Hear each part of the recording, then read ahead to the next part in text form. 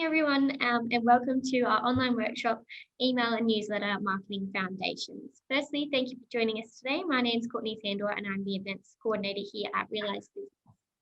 Realize Business is a leading social enterprise empowering people to successfully run a business. Through our events, we bring our advisors, presenters, and members together to share their expert knowledge in the interest of helping each other to learn and grow to their highest potential. So we've partnered with Northern Beaches Council to provide this digital solutions program. So today's workshop is the third of the 6 sessions that we'll be bringing to you over the next month to help you and your business. So if you haven't already done so, please register for the upcoming sessions. Even if you can't attend live on the day, we will be recording each one and we'll ensure everyone receives a copy. So coming up over the next couple of weeks, we'll be covering Social Media 101, Digital Marketing Foundations, and everything that you need to know about Google My Business. We're also providing an opportunity for you to receive one-to-one business advice with one of our business advisors for free through the federal government's ASBAS program. ASBAS Digital Solutions provides small businesses with low-cost, high-quality advice on a range of digital solutions to help them meet their business needs and grow their digital abilities. So if you would like to book in for your first session, you can contact the office or simply reply back to the thank you email you'll receive in coming days. So before I throw to the presenter, I'm just going to run through some quick housekeeping points. So please have your sound on mute unless you're speaking, but you will have the opportunity to take your sound off and ask Megan, our presenter, some questions. You can also use the chat box to ask questions at any time. Let us know if you are having any audio or video issues. We have had a little issue last week with the internet, so if anything does come up, just put it in the chat box. And like we mentioned, we will be recording this session. So if anything does happen, you will get a recording. And like I mentioned, it's being recorded. So now, without further ado, I'd like to introduce today's presenter, Realize Business Advisor, Megan. Hi, everyone. I've met quite a few of you last week as well. I can see some familiar faces, so lovely to see you guys again. And for those of you that are new, I work as one of the advisors for Realize Business and part of the Business Connect and the ASBAS program. We are here to really help and provide lots of guidance when it comes down to setting up your business and kind of tips and hints in terms of how to market. And today we're going to be talking about email marketing, and it is so important. And it's one, I've actually done a little bit of homework for you guys as well. So I think, I've got some great facts and some things that I didn't really understand in terms of the email marketing, but, it very much is a crucial and very important channel to be used by all of us. It's accessible, easy to use, and highly effective at reaching your target audience. And in terms of today, we'll work through sort of what those tips and those hints are, and then actually have a look at how we build lists, the opportunities to build lists, and the way we manage lists. And we're also going to have a look at, I'll actually run through quite a few examples of emails as we go through. And we'll kind of review what works and what doesn't work in some sort of a KPI process. So when we think about, and this obviously, if you were in my, session last week where we were sort of, building your brand online, the critical thing is that, if I can tell everyone, send more emails. If you want more customers and sales, return on the investment is all about emails.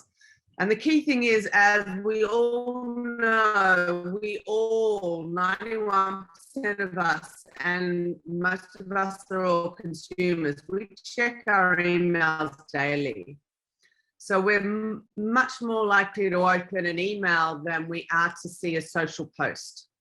It's just in terms of what's happening. 49% of, brands, that's a fact. And loyal customers do like to hear from you, and email is preferred.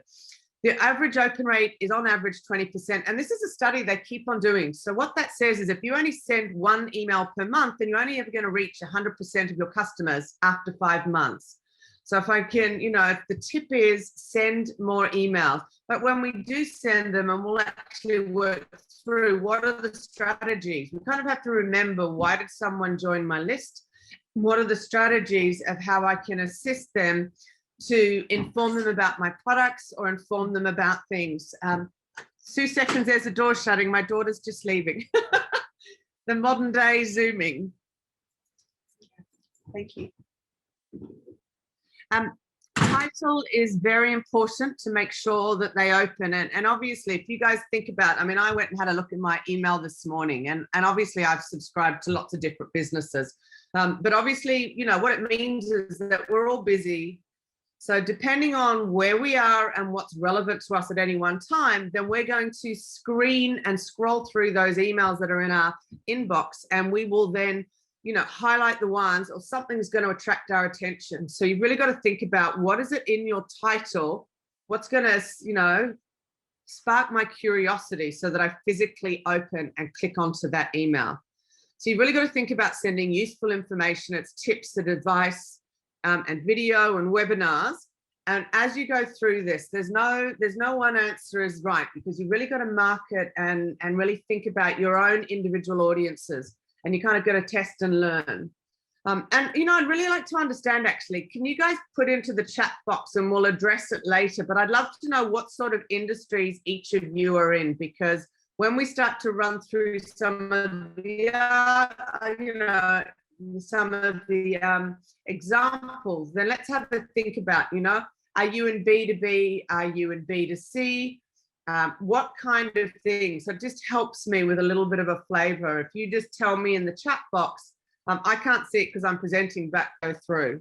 So please just tell me what kind of industry you're in. I want to start off with some email statistics. Now, in terms of email, they, you know, all these studies are saying that the average ROI is over 40 times what you invest. And obviously the reason this gets a very high rate in terms of formally subscribed to be part of your community and part of your brand, then obviously they've got a predisposition to your products and your services. So that is really where it really elevates your opportunity and ability to convert with regard to a sale or an activity or an action. And when we look at mail, we're looking at, you know, open rates and click-through rates. And often they say that some of the open rates and the click-through rates are lower than they used to be. It still does not negate the ROI that they're getting from this particular platform. And obviously it's a very, very effective way to nurture relationships, re-win lost business, and reactivate inactive, you know, users. And we'll go through examples of how we do that. And when you kind of look at it as a general platform versus other things, you know, there's some of the things, some of the marketing is we want to build brand awareness. So obviously, you know, obviously if you've got new products and those sorts of things, then you can definitely use email as a way to tell people new news. You can use it to secure leads. You can use it to nurture leads and obviously convert leads. And, you know, and these studies are done over the last 12 months, and they're done, you know, across a variety of B2C and B2B channels. And it's very interesting, you know, in terms of the global impact. Everyone is using it in the same way. But there are some ways to use it and be more efficient and optimize it. And we'll run through that. First thing to remember is the majority of opens and, you know, are done essentially on a mobile device, even when it's your email. So you've really got to make sure that you design your newsletters and the writing subject lines with the mobile in view. And by that, if we said, what has it got to be? So it's kind of like you don't have the big, large screen. You don't even have the tablet screen. So if you really have a think about that, you know, the mobile view, what are the things that you need to be able to see? And when we do that, it's about thumb-friendly buttons, small images that don't overload the mobile network. So by small images, I'm meaning low-res, use low-res images. Now, obviously, if you're using a platform such as MailChimp and those sorts of things, generally they will help you optimize that. When you set up your email, it'll tell you, you'll look at the desktop version. It'll also let you swap and have a look at the mobile version. You also, they say, use some email safe fonts that are readable on small screens. So the advice that they give us, something that works cross-platform, are just easily read fonts. So think about Arial, Verdana, and Georgia are all solid options. Minimize the amount of Hotmail. It's kind of like the amount of code that you use. With email, you don't need to get too technical. Just think about, you know, your company branding. Think about a little use. You can use color, can do wonders for engagement without having to go over the top. When we have a look at when we do emails, you know, when we do emails, obviously people subscribe. But when they subscribe, you know, we can also have them subscribe. We can also then think about, well, some people have bought products or bought certain products. I want you to really have a think about, some people have been active and opening, some people are not active at opening. Some people have shopped with us and I have a track, and some people might have shopped within the last 3 months. Some people might not have shopped within the last 6 months. I want you to think about how you can segment your database. And what they say is that segmented emails appear to perform significantly better than when we kind of do the common send to all and the entire audience. And obviously there are times when you are going to send to all. If I've got a grocery store, one of my clients, and you know, they'll do a monthly newsletter or they do a weekly kind of what's on special this week, then that does go to everyone. But they also have a community of rewards people. And so what we do when we work with them is we will then have that rewards community as a separate list and a subsegment than the total list. And it means that I can send different emails to different lists. That, and what happens is they're getting much higher rates when it comes down to unique opens and then obviously click-through rates. And they're kind of the core statistics. Obviously, you've got to have a good subject line, but then ideally we want to get them to open it. And then it's like, how do we get them to read through? And obviously there's got to be some sort of call to action that we're wanting them to do. Ideally, if I've got a brand new product, I might want them to click and they can go back to the website and find out more. I might have something that they can buy. I might have something to give away, and we just kind of have to work through, and I'll show you examples of different kind of calls to action that you could have. If I've segmented and I see someone and they haven't, maybe I'm looking at people that haven't been active or bought anything from me in the last, you know, over the last year. And I've got, for example, I work with a dentist and he's been able to segment his database based on people that have been in to get their teeth checked in the last 6 months, and then we understand people that haven't come back to his practice in, you know, the last 6 to 12 months, if not longer. Then we send a specific email to those, I'm going to call them inactive and not current people visiting the practice, and we will entice them with a particular deal that's segmented for them.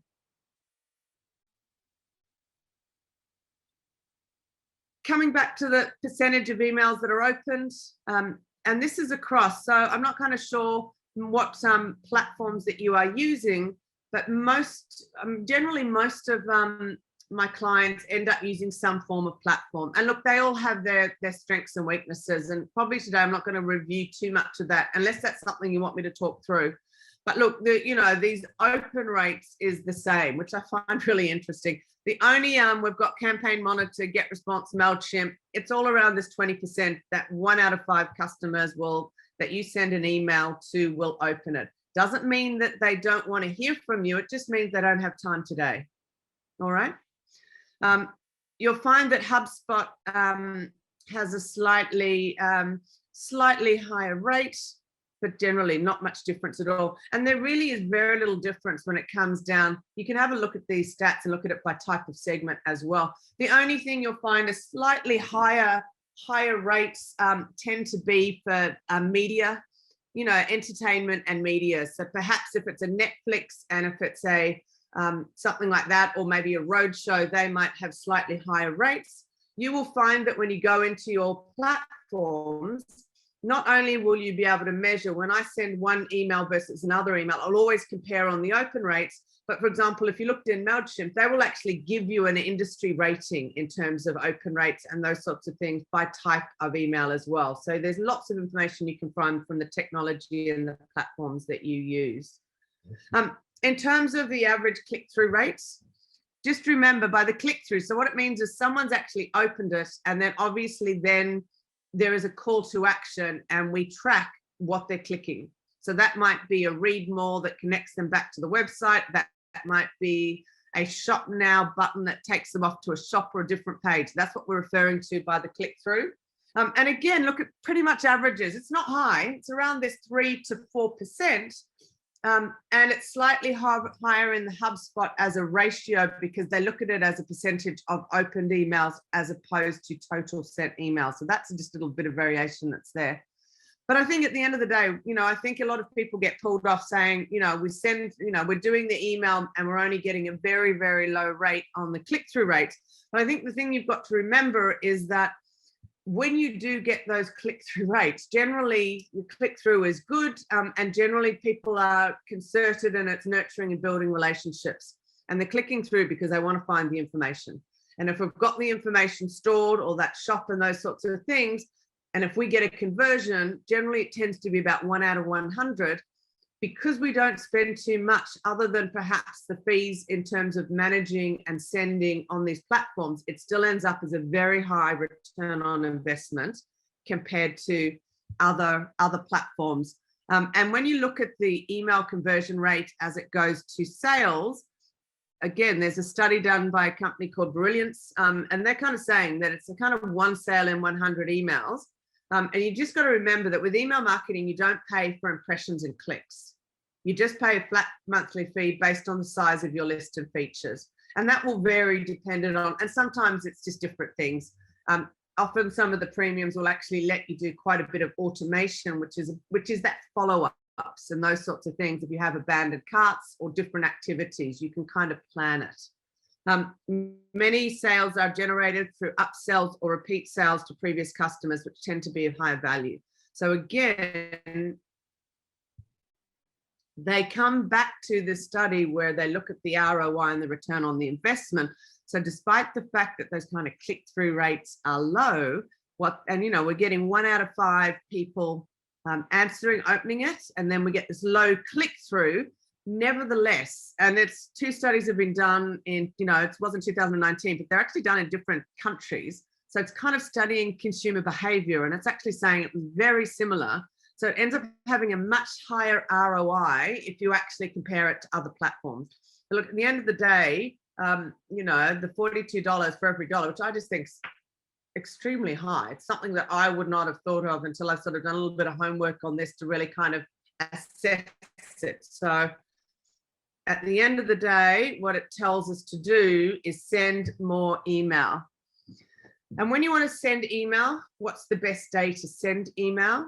The best day, will depend on your industry and your audience, slightly higher on the Tuesdays and the Thursdays.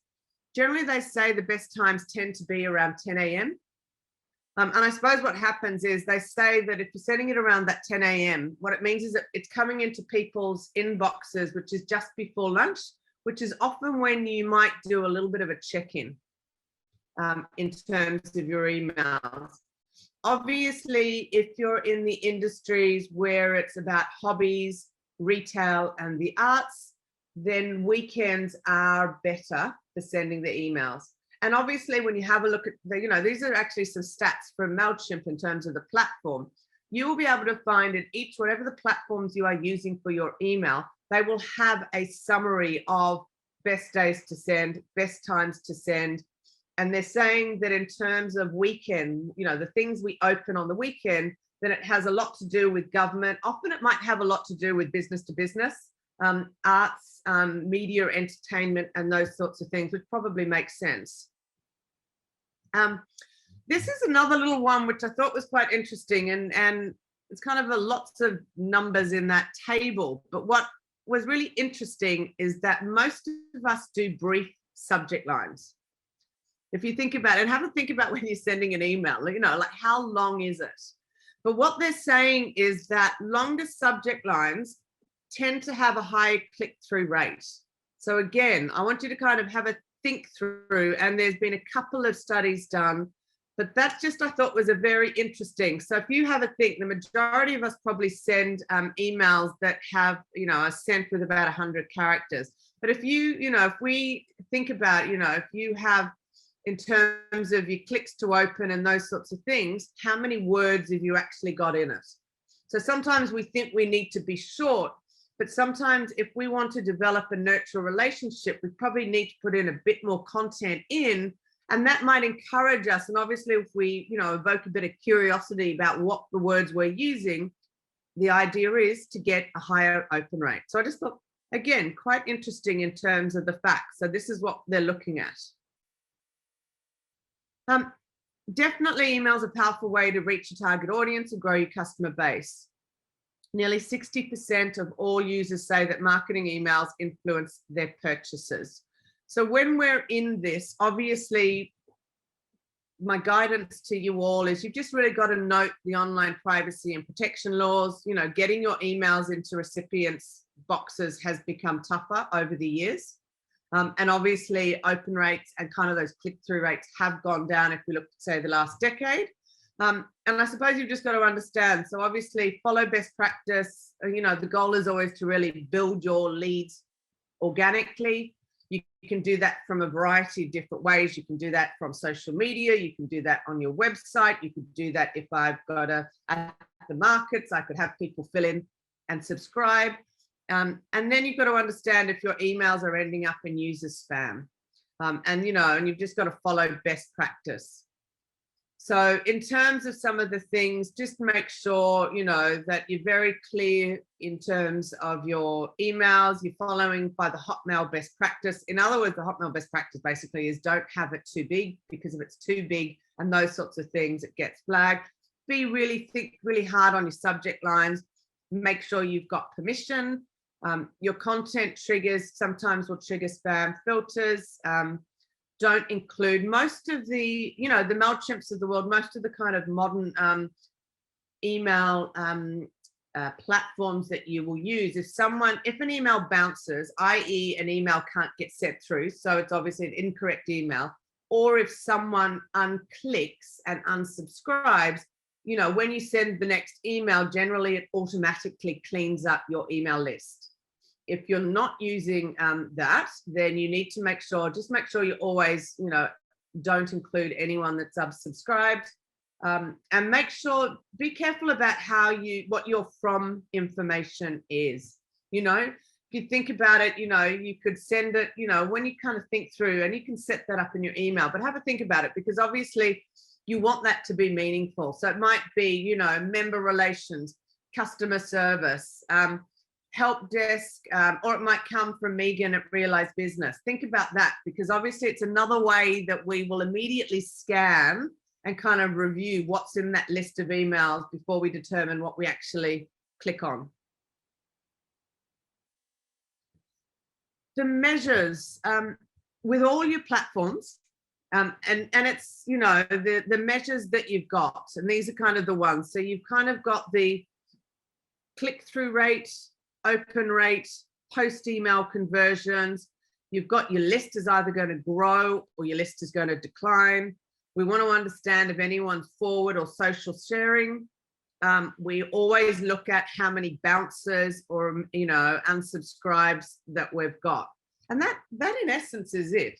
Some of the platforms that you've got, they'll let you have a little bit of a heat map of your email once it's written, and it kind of tells you, well, I'll understand that so many people opened it, and of the people that opened it, it tells me that so many people clicked through on certain calls, on certain buttons that I had in my email. And then I can actually go in and they will actually let me, I can actually even download a list of who those customers were. And sometimes that's relevant. So if I've got a new product and I understand who's clicking through, again, think about segmentation. I've got that list of emails. I could then do a specific email as a follow-up on that item, perhaps with a little bit of a sweetener deal on trying to encourage them to purchase a particular product or engage with a particular service. So again, I want you to think about how you can cut and splice this so it matches with what your marketing objectives are. Any questions? What we might do is go through the creator database, and then I might just have a little bit of a review, Courtney, and we'll have a look at what everyone's got in terms of their industries. But, you know, the creating the database, in terms of, you know, when we've got the people that do it really well, and I'm going to use Charlotte Tilbury. There's quite a bit of the beauty guys in terms of the beauty market, often a lot of the clothing, you know, the Iconics, the outlets, all those kind of stores, they do it really well. And when they do, you know, so you'll see websites and you'll go scroll right through the homepage, and you're going to see a little subscribe, you know, join my newsletter at the bottom of the page. Whereas these guys are far more engaging. They know that, you know, they know their business. Absolutely. That 42%, they've understood that 42%. So they'll have a pop-up that arrives on, you know, when you first jump into these websites, there's always just a pop-up. They'll ask for a bit of an email address. They don't ask for too much information. They don't need your age. They don't need your sex. They don't need anything. They just want your email address, because they'll get the rest of that information at different times through different questions. But their goal is to get the email address, and they're always going to give you something, you know, enjoy 10% off. You know, if I'm in business to business, often it might be an ebook, or it might just be a tips and hints or something that's going to be a motivator for someone to give me their email address. And obviously they can help me. Not only do they don't force me to sign up. They just want my email address. If they get my email address, automatically they send me the 10% off. And then they'll also have, at this particular one, it's a, do you want to sign up to become part of their loyalty program? Nicely done. They always do it by kind of giving us something, which is what we, you know, and they tend to get a higher rate. So when you look at your website sign up, the facts are, as stated by MailChimp, that branded pop-up form is one of the fastest ways to grow a list.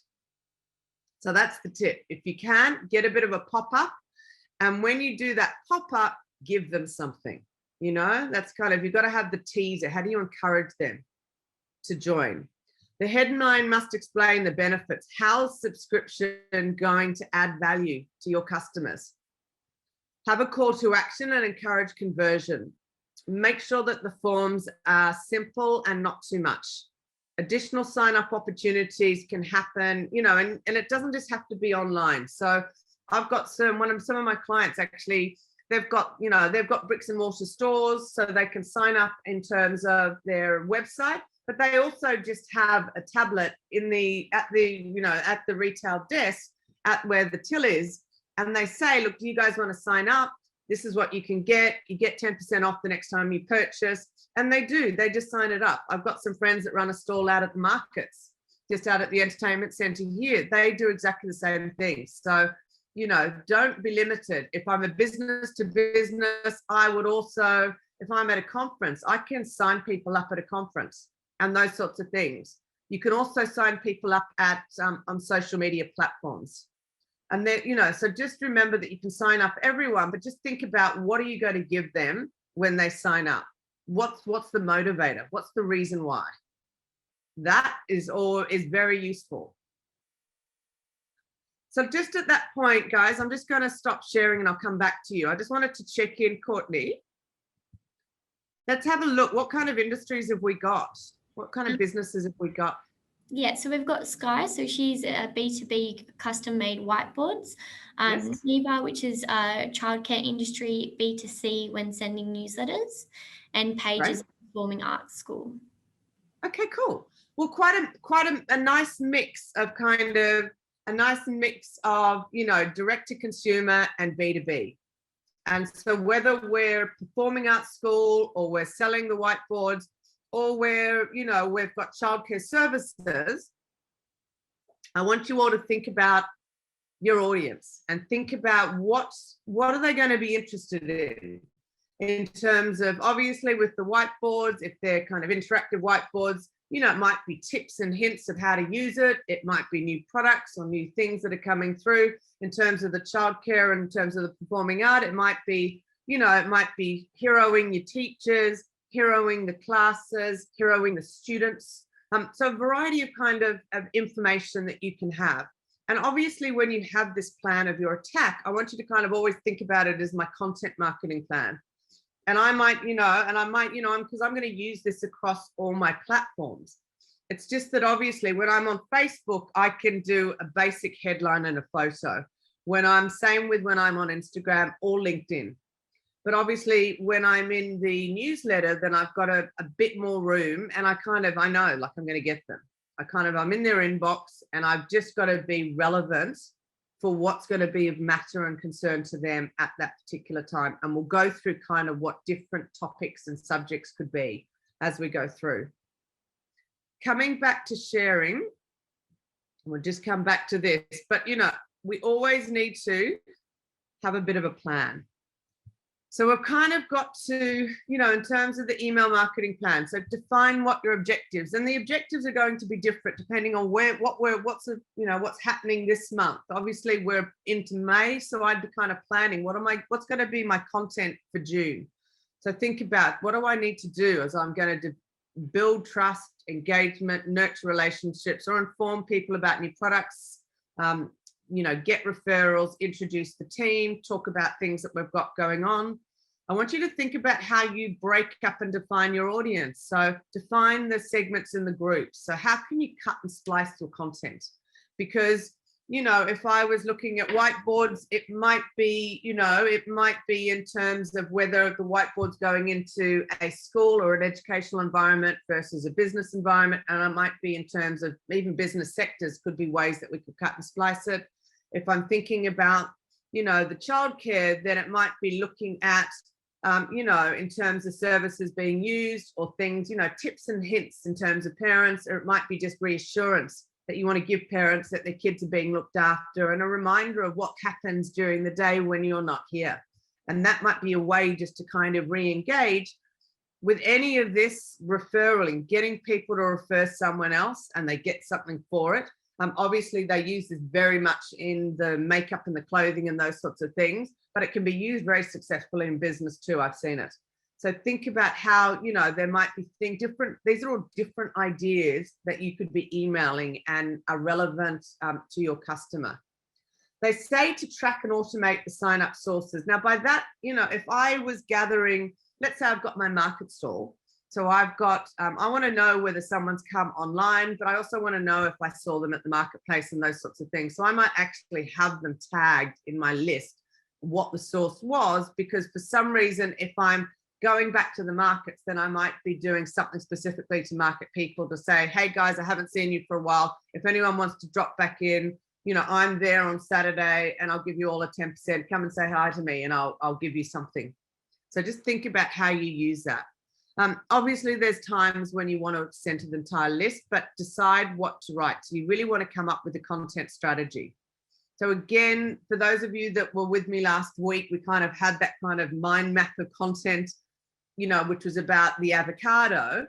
But this is sort of very simply how I always draft my content plan. And I literally will just have a month and I'll have all the months written down. And then I'll talk about, it could be the winter recipes, it could be the storage, it might be events, it might be talk about my team, talk about highlight a customer, highlight a case study.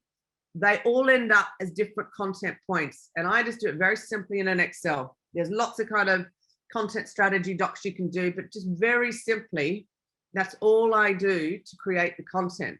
And what you'll find is that when I work through the things that are relevant to my customer, and as it relates to my product sector, then you could kind of, if it's business to business, it might be insights about engagement, interactivity. All of those become content headings running down my left. I've got my month on the top. And then as I break it down for each month, what I do is I socially post, LinkedIn or social post the individual points, and then I'll craft a theme and a story around what's happening for the month. So for example, if I was doing avocado, I might be doing, because obviously avocado gets used in summer things, I'm going to highlight my overall theme is going to be, how do I highlight, the winter recipes and the use of avocado? And I can cut and splice that a variety of different ways.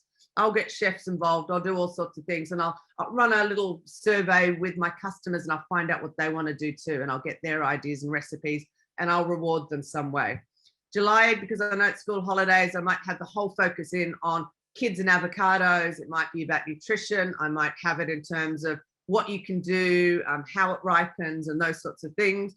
Maybe for August, it's Father's Day. I want to teach about all the ways we could cook with, all the recipes that we can do for breakfast. September, I might focus in on for September. But I hope that gives you a little idea of how I always create this master content, and then I will use that across all my platforms. Remember why and what your subscribers signed up for. So obviously that's different. So if we're in a business to business relationship, you've really got to understand where they've come from, what the sector is, and just, what do you think they're looking for? It's like a LinkedIn. When it's B2B, you've got to think about thought leadership. You've got to kind of reinforce why it's such a great idea that they've bought your product. When we're thinking about consumer, exactly the same thing. Why are they involved? What are kind of the pieces of information and knowledge that we can provide them that's going to be relevant to them? And then think about establishing your sending frequency and goals, and then stay on track with your calendar. And when you talk about frequency, the majority of people I know are probably sending them, let's say, monthly, if not longer. Maybe let's actually think about it. How often are we sending newsletters, guys? Let's just put in the times in for me. Because I'd like to challenge you all. If you're sending it monthly, I'd like to challenge you and say, send it fortnightly. If you're sending it fortnightly, I'm going to challenge you and say, send it weekly. Because whatever you're doing, and everyone thinks, people are going to be bombarded. They're going to unsubscribe for me. Look, you're always going to have a little bit of people that unsubscribe, but they're out. The rest of the people are generally engaged with your brand. The fact that they don't open it, do not get offended. It's life's busy, all right? So they're just going to, just know that you're going to, your target is that 20%. That's your goal. So if you're only going to send it monthly, then it takes you 5 months to get to everyone. So try and send it more frequently, and then monitor. I'd monitor. If I'm getting sometimes my content, I might get a higher unsubscribe. Bounces just means the emails aren't right. So I just remove them. I would always track my unsubscribes. But I think that is kind of the key. Whatever you're sending, I want you guys to think about it and just trial it even for the next month. Just try it on a more frequent basis.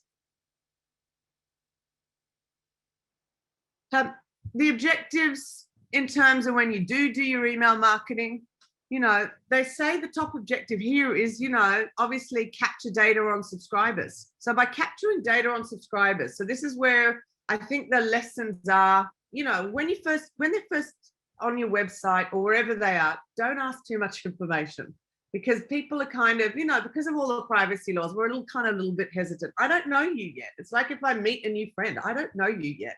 I need to kind of go through a few motions with you to kind of trust you.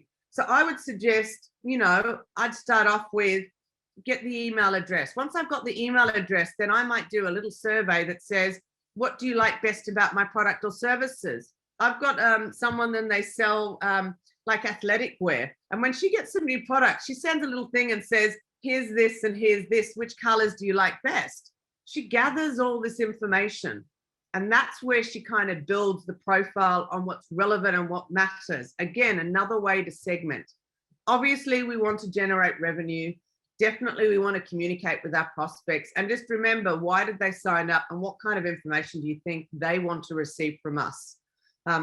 Prospects and customers. And obviously, by building brand awareness, I want you guys to think about, why have they bought into your brand? What are your benefits? What are the reasons to believe? Keep reinforcing that, so that you stay top of mind.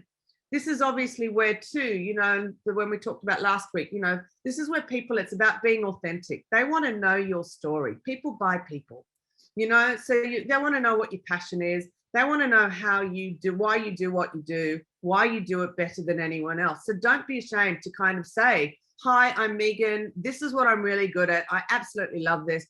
I've been working with this client, and these are kind of some of the learnings that we've had as we've gone through this journey. Don't be afraid to kind of plus yourself out and tell people. Companies like Canva do it so well. They're always going, hey, Megan, do you want to jump up to a premium? Or they go, hey, Megan, these are the new things that I've got in the app, and they help me use their product more. So whatever you're selling, I want you to think about how can I give them hints and tips that help them engage with my product more. The other thing in terms of the tactics, and when we do tactics, look, this varies a little bit depending on what your platforms are that you're using. I mean, and that's really where, you know, you guys go. They always have great, the technology is so useful. They have great tutorials on those sorts of things. But obviously, you know, the headline, guess what, in terms of the email tactics, with another one of these kind of, this is the latest sort of state of email marketing. It's about the email list, because everyone's understanding the better I can segment my list by groups and kind of have this kind of cutting and splicing, then I can personalize and make the content more relevant. That's why that is at the top of that list. Obviously, subject line optimization, people are working on, and a little bit of that, you know, and obviously subject line, obviously if you can, you know, personalize the email, it works better. We want to optimize the delivery. Now, obviously, if you optimize the delivery, generally, if it's personal, you'll get a higher opening rate. And if the subject line is relevant to one of your customer segments, generally, you'll get a higher opening rate. Then they've got reactivation campaigns. So the reactivation campaigns, there is what I'm calling the follow-ups. Great stats in terms of follow-up from an abandoned cart, follow-up from someone that's clicked through. Like if I know someone's clicked through, and let's say I'm doing a general warehouse, I've got a client and they do technology, and you know, they'll always have they'll have a theme for the month, and then we'll do a click through. I know that, and they might have a couple of blogs or a couple of kind of product services or idea areas that they'll always have each newsletter. There's a bit of a formula that we do. But what we do is when we find out people have clicked through one of the products, we will always then send a personal email to, you know, Neva or Sky, and I'm going to go, hey, Neva, you know, I saw that you kind of, you know, clicked through. If there's anything I can help you with that particular product service, come back to me and I can help you. If I've actually got your mobile number as well, I might even give you a follow-up call, particularly if it's a business to business. Or if, you know, if you're like one of my loyalty customers and I know that you're, you know, it's that 80-20 rule, that 20% that generally generate 80% of my clients, then I will definitely study this information, and then I will use that strategically, tactically to work and nurture that prospect or that customer. Multivariate testing, the A/B testing. Now, all of that you can do. So a lot of the platforms, they allow you to test different headlines. They'll allow you to test different formats, and you can work with that. A lot of them do, like MailChimp have basically got this whole thing now where, you know, you can automate responses. So if someone subscribes from the, you know, from the website, that I have an automated response that goes, hey, Megan, fantastic. Thanks so much for connecting. And I have a little bit of a summary about who I am and what I do. So I make sure that all of those automated. When someone's shopping and they abandon a cart, I can have another specific email that relates to that. Again, how can you cut and splice this information to get better results? That's what it is. Okay, the content part. And actually, what was let me just stop for a second. So what kind of platforms are you guys using too? What are we on for mail, emails? In regards to how often they were sending it out, so Yeah. Skype was a monthly and Page was twice a term as well. Okay, and let's do a little understanding. What type in, guys? What platforms are you using? MailChimp. Yep. Yeah. So Sky's just moved from MailChimp and to the My Waitlist. Okay. Anything else? Okay. So look, they're all pretty good. And let's Neva, let's check in with you. You've moved from MailChimp. I'm intrigued. You've moved from MailChimp to Waitlist. Tell me why. Oh, I gather I'm not muted now. Is that right? No, we can hear you. So just unmute yourself. Yep. Hang on. Just, I think you've muted again. Sorry, I wasn't sure because I'm so used to being unmuted. So I've inherited the system from a predecessor. Yep. They created in MailChimp, they used the coding to then transport it to my waitlist because it goes to the 29 franchisees through. That's right. That's right. Yeah. So again, but so what you're doing is, again, great, because then you're segmenting, aren't you? You're grouping and segmenting.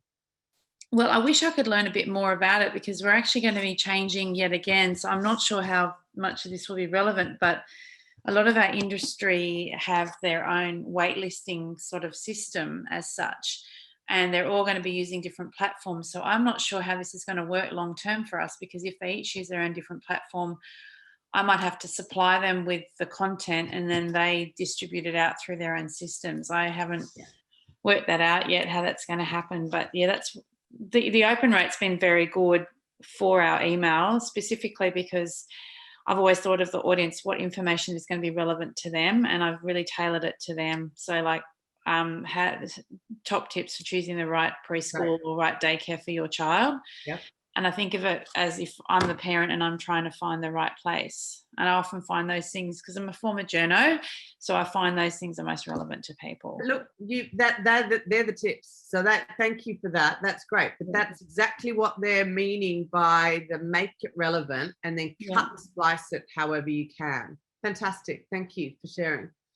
So coming back to the content then, so this is really where we're going to go through sort of the content. I'm going to call it the sort of content tips.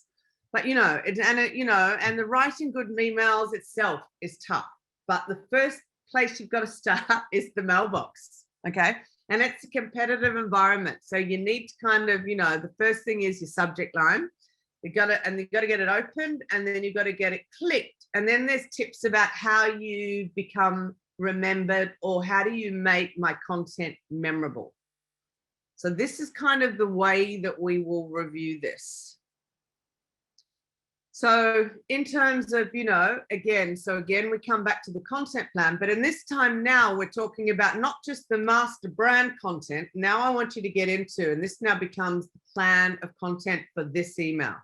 So all my emails. So obviously you've got the target customer. So definitely speak your buyer's language, and you can speak your buyer's language in the subject line. All right. As well as obviously the content of the body. Subject lines are the starting points. So think about what is it that they're looking for? What do you reckon that's going to add value to them that they're going to click? Then you've kind of got to work through to have standout, design, and flow. And look, at the end of the day, for me, standout, design, and flow is just think about what your priorities are, and engage readers with calls to action. You're always in this point. It's kind of like you're not in the selling. You're always about informing and educating and building a community. I want you to make every experience memorable. So what can you give them and do that makes it memorable? So is it a sale? Is it a new product? Is it a tip? Is it a reward? What are the sort of things? And then the follow-ups. So whatever that call to action they click on, you could follow up as relevant. If it's an abandoned cart, you can follow up. You can follow up and re-engage inactive prospects or lapsed users or members. And many a time I get these emails that go, hey, Megan, we missed you, which means I haven't been on their site. Often it's the shopping ones, but they're kind of going, hey, Megan, we miss you. Come back and come and talk to us. And here's a little teaser, limited time teaser to kind of, and what they're doing is they're kind of encouraging me back, evoking a bit of curiosity and encouraging me back onto their site in the hope that I will engage with it. The other thing that's really nice too is appreciate your subscribers. Thank them for connecting. So often, sometimes if you've got, I appreciate, sometimes you can actually, some of the kind of, the luxury beauty brands and those sorts of things, they will do that. They'll kind of sometimes just send out a thank you, and, thanks for connecting, and just make it worth their while. And remember that sort of 80-20 rule. So reward loyalty and they will build your business. And by rewarding the loyalty too, you can do things. So when we send out, you might do things, cut and splice your data So if I know someone's buying lots of product for me, I can either obviously identify, if I see someone's always opening, they're always engaging with me, I can study that and I can put them into a little subset list, and I might just do a special. I'm just going to send an email that says, you know, you guys are so active and I really appreciate and I value that, and I'll give them a little teaser. Makes them feel special and wanted. And obviously track, measure, test, and learn. You know, the catchy subject lines. And obviously these were ones that were, you know, last week when I was kind of doing this, these were what, you know, obviously everyone was sending, you know, the Mother's Day. Majority were kind of saying Megan. So probably things that are, say my name, I'm going to look at first. So, you know, and obviously, you know, spoil mum this Mother's Day, or Megan, your favorite stress-free, you know, viewing. Or I like the Motley Fool, and he goes, okay, I admit it, it was wrong. See how just colloquial he's using. And he goes, well, that didn't go the way I expected. You know, like he's just like very kind of using, you know, very much in that conversation mode in terms of what, you know, you can use in terms of your subject lines. So speak your customer's language, because if you speak the customer's language, they say you evoke a sense of liking and it helps persuade prospects. So think about conversation. They've got to obviously be relevant, personalize them. And there's you know, everyone's starting to use emojis. You know, they're starting, obviously the what if one has got that little baby, and obviously the emoji relates to 10 of the best baby moon friendly hotels. Not relevant for me at the moment, but I'm sure if it was relevant to me, then that might be a way to sway me. So again, just little things.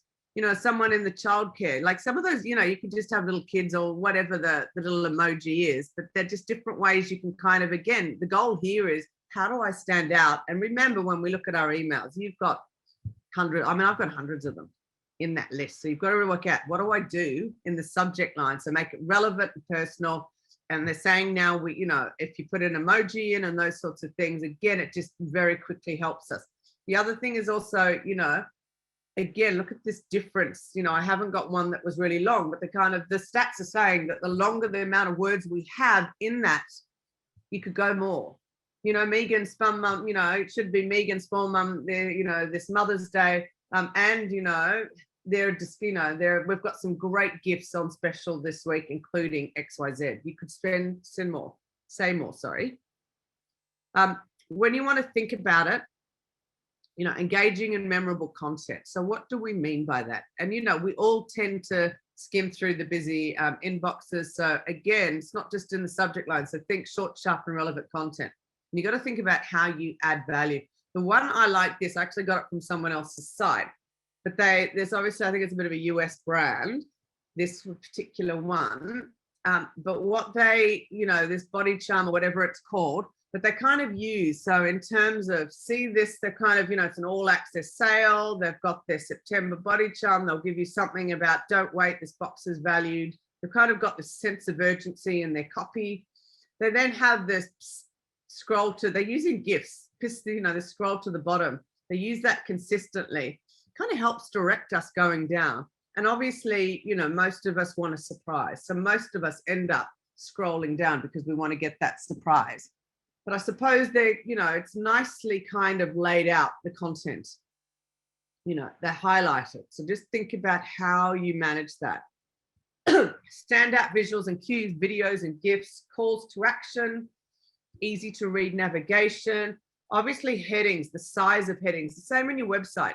We know, you know, most of us kind of look all access September body charm. I get the pissed, you know, I go, okay, something's for this kind of value and a couple of these different kits, and I kind of want to go and find out what they've got at the bottom of this.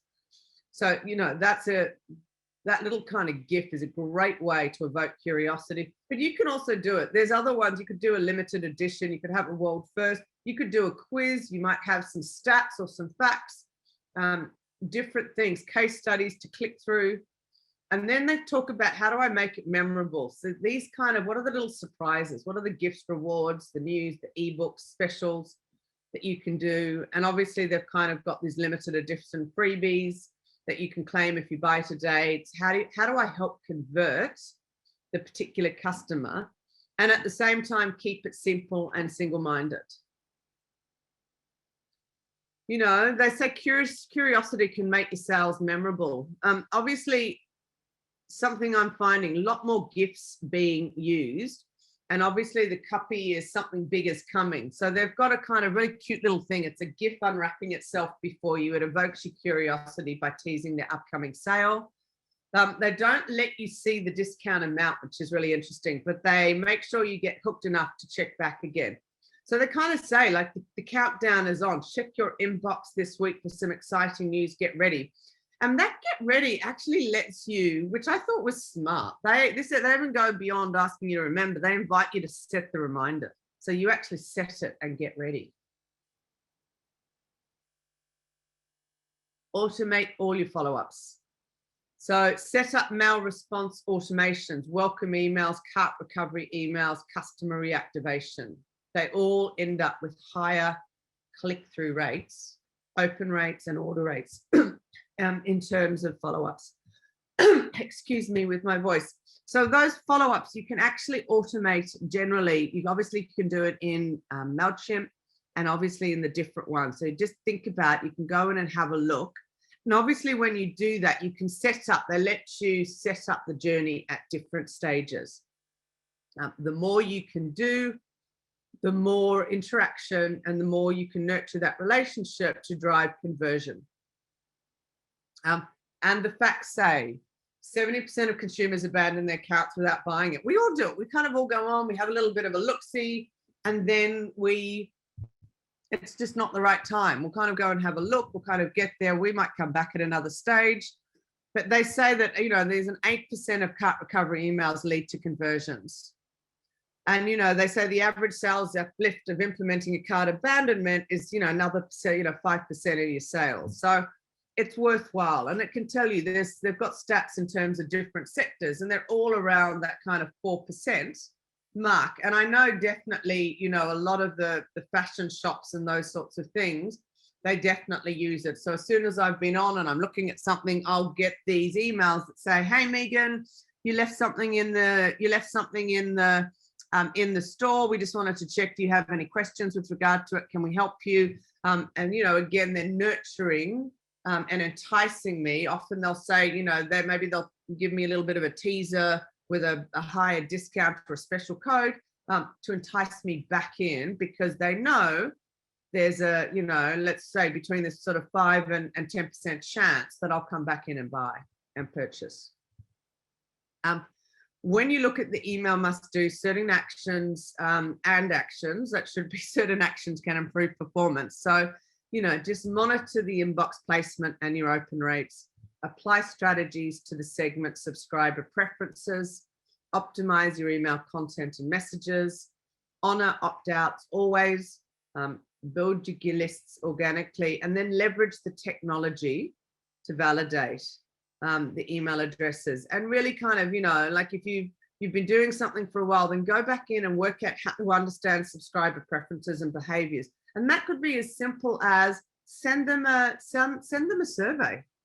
You know, if you send a survey and you say, you know, what are you looking for this season, or what do you like, or give me some feedback, it's a great way to start to gather more information and understand. You know, sometimes it might be say, look, we just want to check in with you guys and understand what's your priority, what's of matter to you this month, and even leave it as an open. Intriguingly enough, you know, if people, that 80-20 rule, the people that are into your brand, they will tell you. They won't be shy in coming forward and giving you information. So don't be scared to ask. All right. So in the final section, and perhaps just checking in, is there any questions? Anyone got any questions? Because now what I'm going to do is I've gathered a whole variety. We're actually physically, because I know, like, I asked Courtney to ask you guys to send me some emails. No one sent me an example. So what I want to do now is just go in and just look at different examples of emails sent, and we can kind of all review it. Any questions at this point? All good? So if we go back in and just sharing, so let's just have a look at these examples that we've got. Okay, obviously, in terms of, and this is kind of, you know, and this sort of adds to what your content, you know, plan could be. But obviously, there's always seasonal news and updates. And I was just, this is live from my email. I was just amazed at, obviously it's seasonal. There's lots of things was in my mail about, in terms of, it's cold, so people are selling clothing for winter, or they're offering sizzling hot, sizzling hot Sydney staycation doesn't sound too good. But obviously for me, if it would have been a sizzling hot Cairns or Noosa, I probably would be jumping on it. Obviously, B2B are kind of giving me free webinars and offering me how to master my social media. I've got Sea Haven up at Noosa. I've got trip deals to Yamba and different places, giveaways on Mother Day. So these are kind of all the different things that are out there, and the Motley Fool playing with the date. May the 4th be with you. Fun. And obviously that's may the 4th be with you. So just, it's interesting how they all do it. And obviously May the 4th be with you. We're celebrating today with a huge sale. Happy Star Wars Day. I mean, these are all just different ways. They, evoke your curiosity. Autumn essentials. So I want you to think about your summers. You've got summer, autumn, spring, winter. You could just talk about May specials, May report, jump into June. You've got long weekends. You've got a variety of different holidays. You've obviously got special events, Mother's Day. And then you've got popular culture, news and trends. Someone with the fashion ones, they're all kind of talking that the 90s is back. Obviously travel is always, you might have COVID. And obviously adrenaline, we're back on the whale season. So let us take you on a whale watching adventure.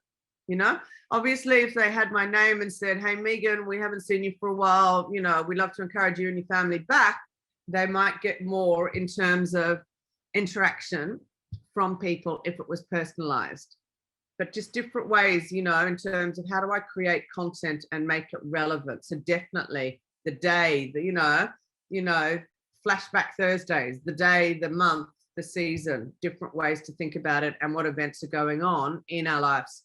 And obviously there's heaps of, every single email platform will have a variety of templates that are easy to use and craft with your own brand copy. Manage your community loyalty programs. These are a great way. Obviously, community loyalty programs, they get used for grocery stores, they get used for travel agents, they get used for the planes, they get used for beauty brands, they get used for a variety of different reasons. Everyone can essentially, once you start to develop your database, and if they're buying something on a regular basis for you, it could be business to business and business to consumer. You can set up these loyalty programs. And obviously when you do, there's all these kind of calls to action. So obviously we want, obviously it says, Megan, come to me, and then they're going to be quite specific about how I can earn points, and they always do with those points and how it's active. How many of you guys are part of, I just want to find out how many you can just do a hands up so that Courtney knows. Is everyone, what kind of memberships? Is everyone members of the loyalty programs for like the Coles or the Woolies, or you're on Qantas or Virgin or Jetstar? You might be on a business one. What kind of programs are you all involved with?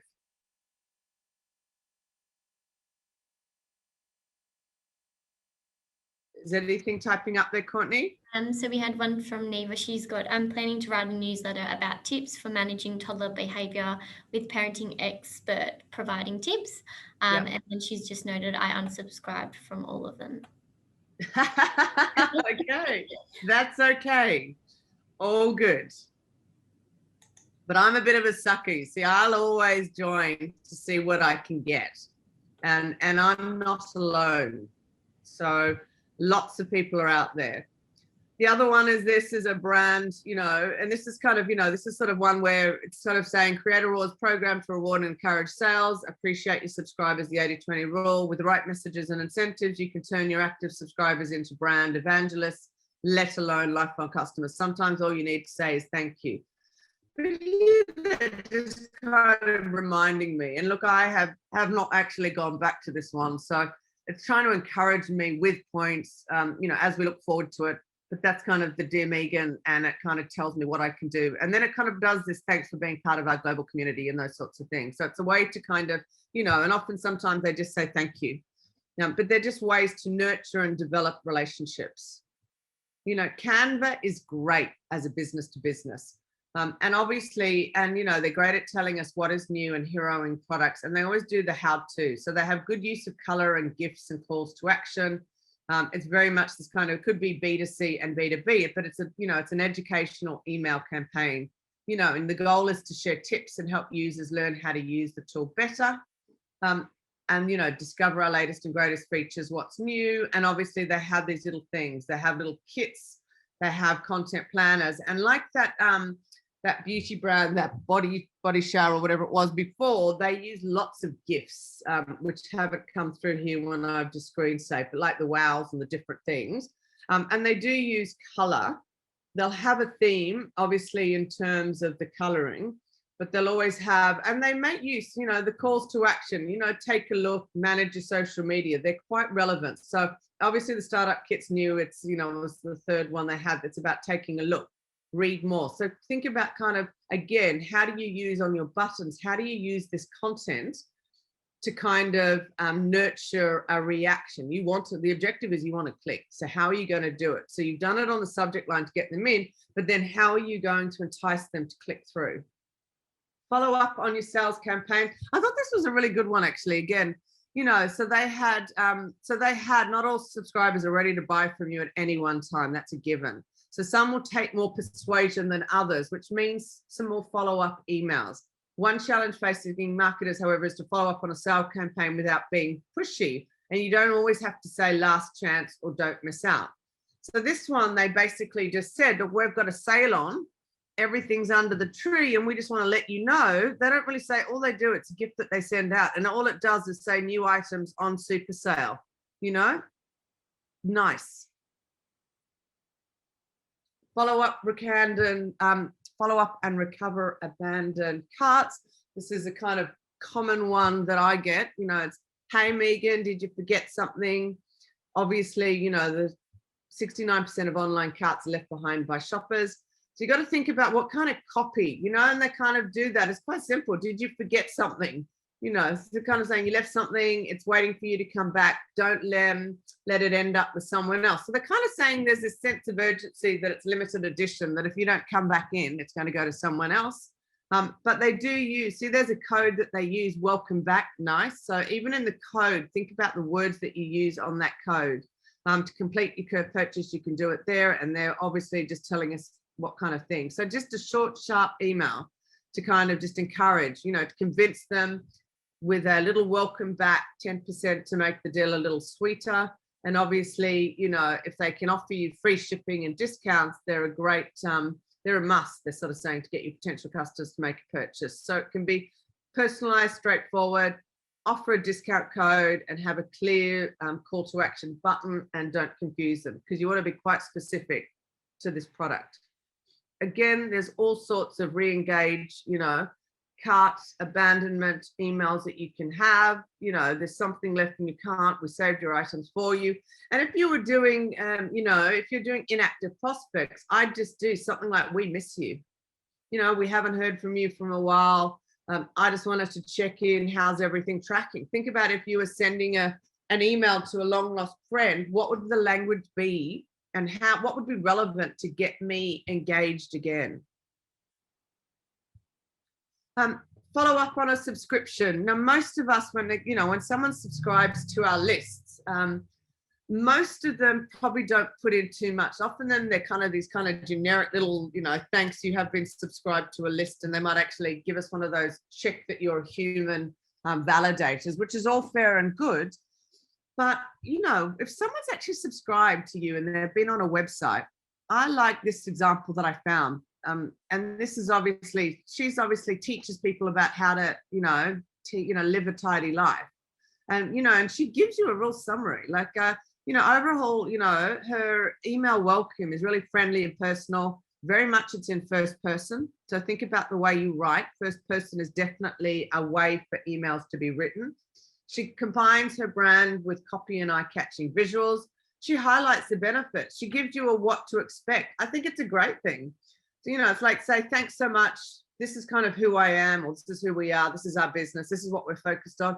And, and this is what to expect. I'm going to give you notes. I'm going to give you tidy tips. I'm going to give you new product announcements.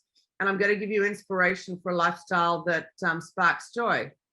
And then also she kind of has some calls to action. So you could join her social media, or you could get some ebooks and those sorts of things, or go for a bit of a shop. Nice, simple, straightforward, but it definitely makes you feel welcome after signing up. And I think that, you know, a lot of people, when we do the welcome, we just kind of give them a hi, thanks so much for joining. But I think that, you know, this is a great example of, she really kind of plusses out, you know, what are you going to expect? And these are kind of the things that I'm focused on. So I thought that was a great approach. A B2B event reminder, someone like Shopify, they've got a particular webinar or they're live streaming, and your goal is to kind of optimize the amount of people attending. So obviously it's B2B, so they basically have a professional tone and they kind of address the pain points rather than evoking emotions. So they're kind of saying, join us today where you're going to reveal some new and upcoming features to help business owners and provide insights about the future of commerce. And then it's also, you know, we invite you to save the date, discover a network and join the conversation. And let's reunite directly from our home to yours. So, you know, it's straightforward. Subject line incentivizes subscribers to share their thoughts on social media, and it guides recipients and shows them what actions they need to take. And you can manage, I always like it, you know, you can manage your preferences and those sorts of things. You know, so they're asking them, obviously this was an American one, but they're asking them to share their thoughts about the event live as it's going, and they give them a particular tag to use.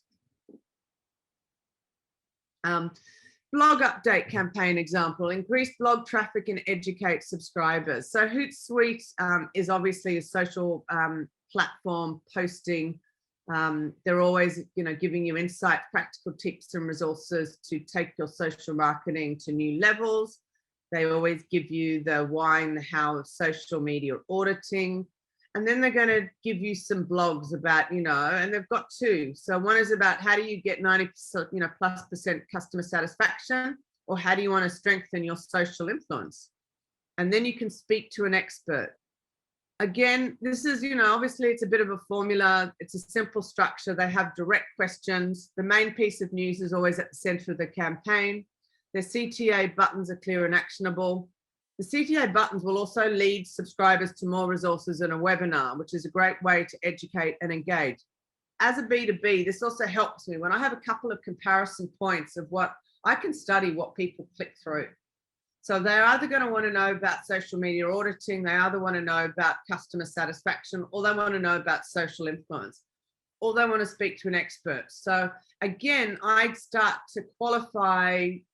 When someone clicks through, I start to gather information about what people are interested in, and I could do a follow-up email specifically on that subject with more tips to strengthen and build the trust and relationship I have with those particular subset segments of customers. Another one in terms of definitely that gets used in the beauty and in terms, but it could get used for, you could use this for childcare, you could use this for a variety of different services. So get visitors or invite friends through the mobile app or a share link. You know, so it's kind of saying, hi Megan, thanks for your interest in recommending us, refer friends for a chance to win something. You know, tell your friends to enter Megan Hauptfleisch when they come, and they will automatically get $30 off. So go, and it has a little dashboard on the Charlotte Tilbury. Again, process is pretty straightforward. Send a campaign to your subscribers and tell them to bring their friends. To increase the number of referrals, you can add a link which the subscriber can share with their friends. This gets used an awful lot, and it's really successful because they know that, you know, it's about, you know, utilizing this word of mouth. And it is, you know, if you're proud or you have a great relationship with a brand or you love their products, then, you know, it's this word of mouth. We like sharing this information and news. So you can share the magic and your friends, and you can give your friends something. So you get something and they get something. Has anyone used this referral? Has anyone done any referral email campaigns in the team?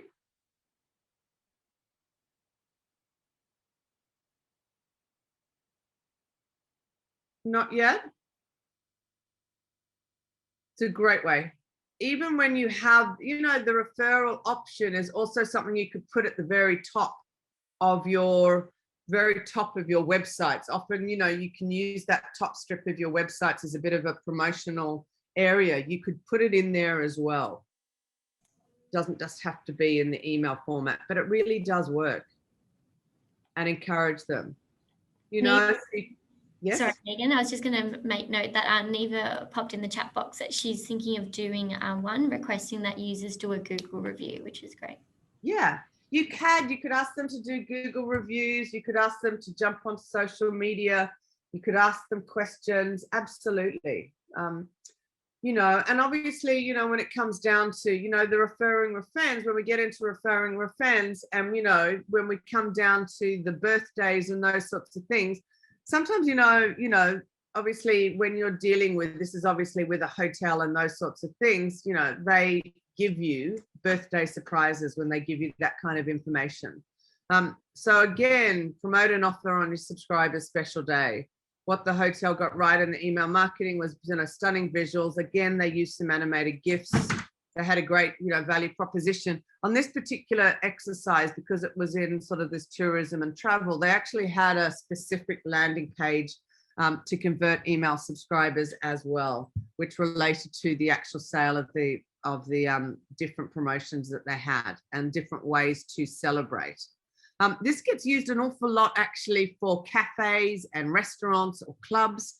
So really think about that. Now, often, you don't necessarily have the birth date to begin with, but it is a piece of information that you can start to gather along the way. And they'll ask you, often that might be something that doesn't necessarily get given at the beginning, but once you have people's trust and they like your brand and they're interacting with your brand and your products and services, it is something that you will find out. Often with business to business, you might do that yourself, and it might just be a tag that you fill into your list, or it's a more formal question just saying, we'd love to know your birthdays and we'll have a little surprise waiting for you next time it arrives. You can work through a variety of different ways you can do it. Another kind of B2B way that I find really interesting, and it's kind of, I'm not sure, you might have kids or you might be using Grammarly, these sorts of tools. Again, another B2B, if they share writing updates and incentivize users to share it on social media, and they're kind of doing it, they sort of set up a little thing. So if you use Grammarly, it'll come back and say, you're having, Megan, you're having a great writing streak. This is your productivity. And these are different things. So there's a variety of different ways. They use little games. They use gaming as a way to encourage people to interact with their brand. And each time they do that, it gives them reasons to believe and kind of validate the reason why people are paying the subscription to use their service. So it's a very good way to kind of reinforce when someone's using your product and they're paying for that on an ongoing basis, like a subscription, by giving them these gamification kind of tools and feedback. It means that you're part of a community, and it keeps users satisfied, and they become happy by kind of acknowledging their achievements, how they're tracking versus everyone else. It's a great way in terms of business, particularly when you want to reinforce and just make sure your brand is top of mind. Obviously, you can use email when you want to highlight a new product, a new service. You might do it to highlight a new team member. You might do it as a new case study, as a new consumer. So it could be anything new that you've got. But I think that, obviously this was on the Apple phone, but I love this, like it's just a very minimalist design, very much in the brand. They've done it as a black. So it was kind of the copy was short and to the point. It's just got this really high quality image and a couple of, CTAs to nurture and convert the audience. And essentially it's a buy online, which is highlighted or learn more. Keep it simple. And all they've done is just highlight the benefits. And again, it's just a learn more at the bottom, but just a really simple way to talk about something new.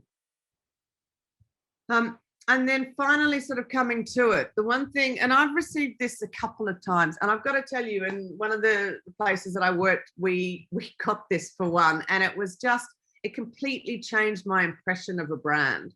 So whilst everyone says follow up on all your new subscribers, follow up on the abandoned carts, follow up on inactive users. But a really important follow-up that you can do is when someone unsubscribes is how you manage that goodbye process. And people want to know, like, if someone, you don't want to make it difficult, and you can send, like, the subject line goes, I'm sorry it didn't work out. I'm sorry, but we'd love to see you, soon. I mean, I'm not sure if anyone's doing this, but I'm going to tell you, when someone does it, you kind of think back and you go, wow, that was just fantastic. And they kind of have a little bit of comedy to it. But sometimes, subscribers are going to hit the unsubscribe button, and that's okay. There's nothing, that's just life. But you can have a little bit of a play, and they call it the breakup campaigns. It's so much fun. More specifically, the copy has a breakup tone. They use words like sorry, too bad, sorry it didn't work out, and show the disengaged, subscriber that, you actually still care about them, and those sorts of things. And it's amazing how it leaves a fantastic impression with someone about your brand, even though it wasn't relevant, they don't need it, but they still go, wow, that was fantastic. That was just a really cool little follow-up. And they kind of, validate me as a customer, and makes me feel a lot better about that brand, that they've bothered to go that extra step. And, it kind of leaves the door open, which is fantastic. Okay, so at this particular point, I'm going to let's do some questions. We've got about 10 minutes here. So if we can we've got sort of about 5 minutes. So guys, I'm going to throw it to the floor. And when you want to speak, just jump you can unmute yourself. But has that helped? What questions have you got? Does anyone want to share a newsletter and we could review it? What would you like to do?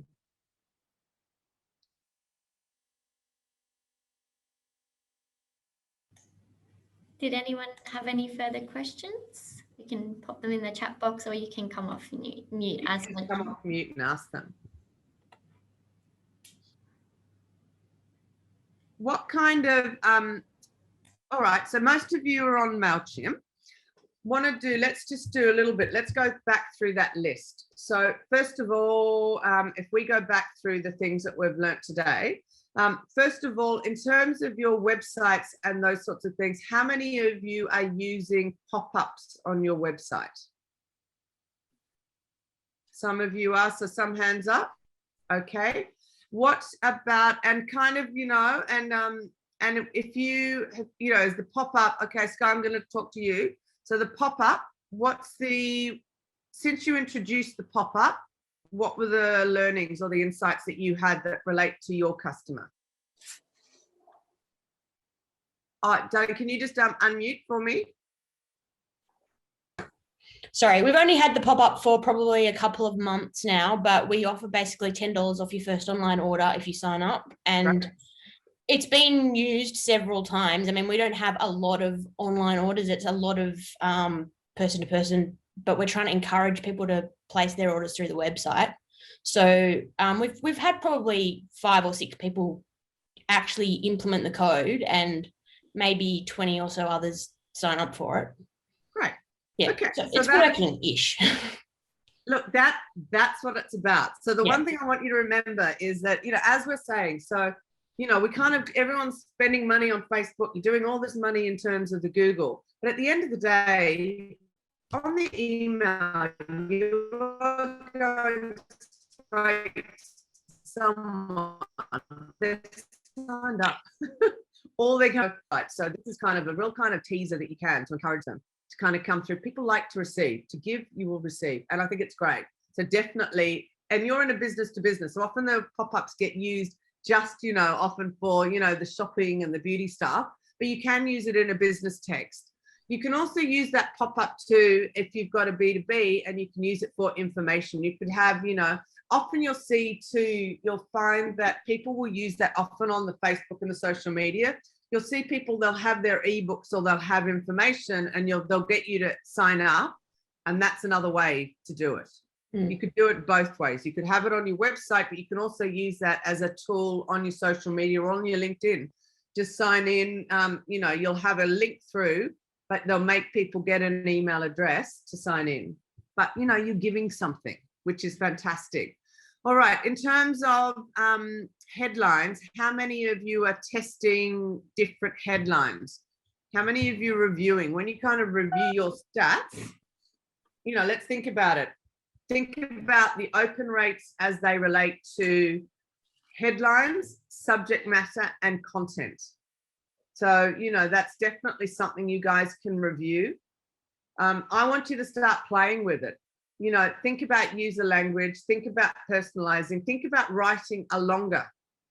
You know, most of us, if you think, most people write, it's only like 3 to 4 words. I want you to play with a longer one, because it means that you're clarifying more about what's in your email that's coming up. So I want you to think about how you stretch that and what you would do. You can test 2 variants. What's another thing? Okay, who's really segmenting? How many of us are just always doing to the one list? And how many of us are starting to kind of cut and splice our email lists? I'd like to know how many are cutting, how many are segmenting, cutting and splicing email lists? I was doing it previously in my previous role. I did it quite a lot in terms of, because I was working for a preschool, and so for those who had already been in contact with me, then I separated those from those who hadn't been in contact with me. So I found that really successful. But because we've got a new platform, I'm not sure how it's going to go going forward. And I also tend to do longer headlines, because I'll do something like how to choose the right childcare for your child, or even I'm wondering whether to make that a question. How do you find the right childcare for your child? Yeah. And I often put an emoji at the end because, like you say, there's an increased engagement. But on that note, my boss has asked me to stop putting so many emojis in Facebook posts because she feels it makes it less professional. So I'm in this camp of not sure how many on social media. I'm only allowed to do 1 per post and 1 per email newsletter. Look, I think you can give, look, I think at the end of the day, we all operate. Emojis are part of life now. We all start to do it, all right? It's just easy. So it's part of the language that we use. So definitely the stats are saying, and, you know, like even look at that what if one, you know, and let's think about these brands like the What If, the travel guys and all of that, you know, follow suit. They're sending heaps of emails. But I love the way they're doing the emoji that relates to the subject matter. You know, the child friendly, they had the baby. That was fantastic. And they didn't have it at the end, they had it at the front. So the stats are saying definitely it will get you a higher cut through. Now, obviously, you know, and I think, you know, be a little bit selective in terms of what you do. I can perhaps understand sometimes, you know, in the Facebook posts, sometimes there's probably a little bit too much. Do you know what I mean? Because obviously in the Facebook post and on the Instagram and those sorts of things, you know, they can, you know, when people hashtag 100 things, you're kind of just going, oh my goodness. Often the rules are you hashtag, you do everything, which just gets you up in your rating. Then sometimes the rule is remove them. Because there's nothing more when you see like 2 lines of content and then all you see is 100 hashtags. Just think about it. So often they say when you do it, hashtag it when you post, but you don't, you just remove it after it. Just go back in and edit it and get rid of it after you've done it. Oh, okay. So you say remove the hashtags after you've posted it? Yeah, because it goes in there. So there's kind of little rules for some of the social media that you can do. But coming back to the emails in terms of the emojis, and think about, I love the fact that you're doing the longer sentences, and you know, you're making it far more of a conversation and a sentence. All right, what about when we're organizing our templates for our emails, how many of us have just got the one template?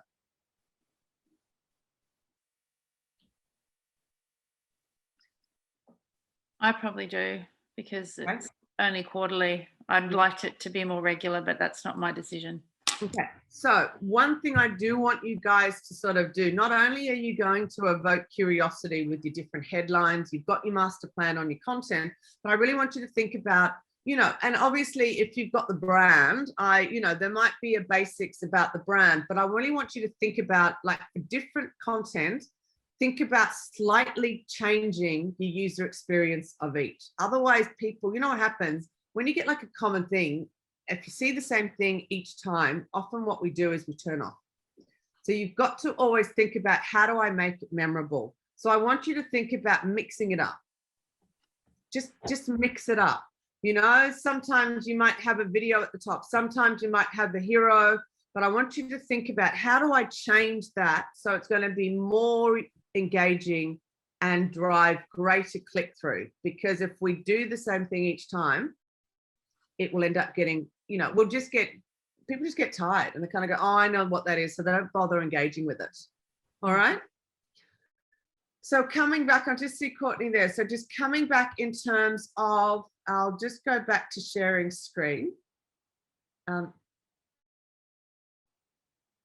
coming back in terms of staying connected, it's great to see you guys have come back, particularly from the presentation that we had last week. Thanks so much. Lovely to see you again. You can stay in contact with Realize Business on Facebook, on LinkedIn and Instagram. You can also really just call our office, which is often an easy way. So if anyone wants assistance with your businesses, it's a great program, and you basically can get some advice either through our webinars, or you can get, you know, it's online and it's direct advice with people such as myself, and then we can work with you and we plan a strategy moving forward. In terms of some of the other things, you know, there's a variety of topics that we do, you know, for people that are in the bricks and mortar and the cafes and the restaurants or real estate. We have lots of things in terms of commercial leasing. We've always got things about social media, how to create a pipeline of prospects, how to prepare for small business loans. Even, you know, if you're just doing the, you know, starting a business 101, how do you start a business? What are the actual costs? What's your personal brand?